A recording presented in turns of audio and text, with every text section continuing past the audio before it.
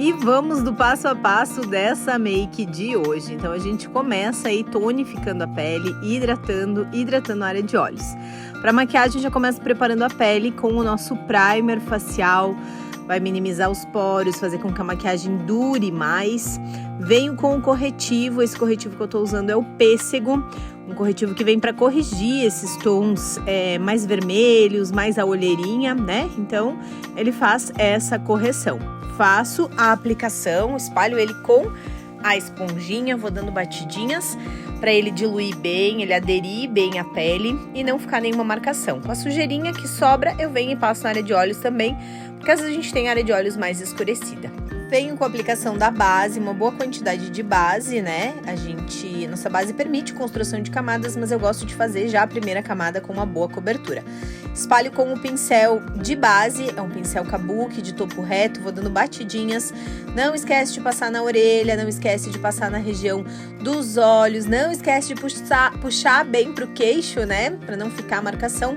E depois, todo o detalhe final faz a diferença tu fazer a aplicação com a esponjinha. A esponjinha vai tirar qualquer marcação que possa ter feito, vai fazer a pele aderir em todos os lugares.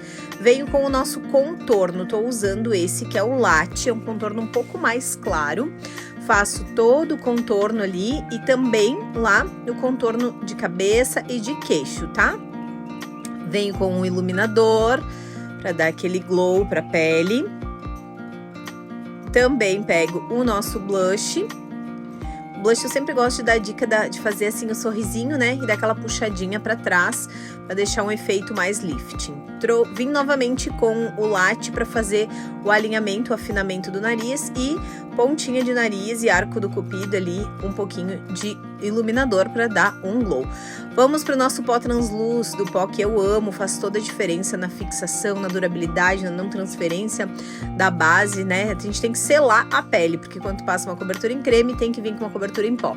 Passo ela assim, ó, bem intensa e depois eu venho e espalho em todo o rosto, mesmo em cima do blush, em cima do contorno que eu já tinha feito, eu espalho, daí ele minimiza, né, um pouquinho e deixa a pele bem selada.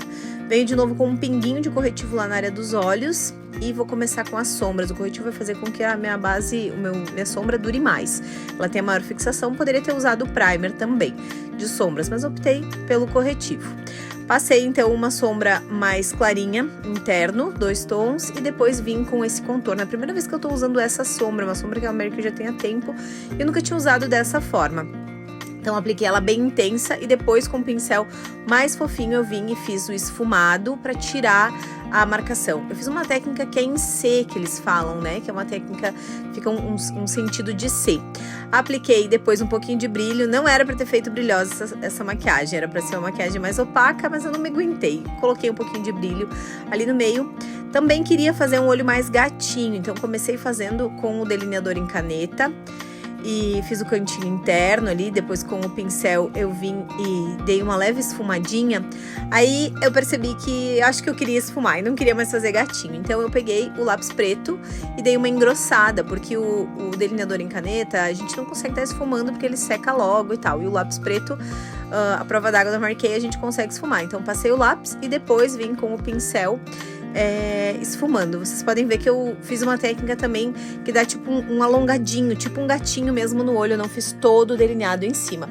E aí embaixo eu vim com um tom mais quente. Essa sombra toda ela tem um tom um pouco mais frio, mas a parte de baixo eu fiz um tom mais quente para deixar o olho assim com uma marcação um pouco mais leve, né, um marrom mais claro.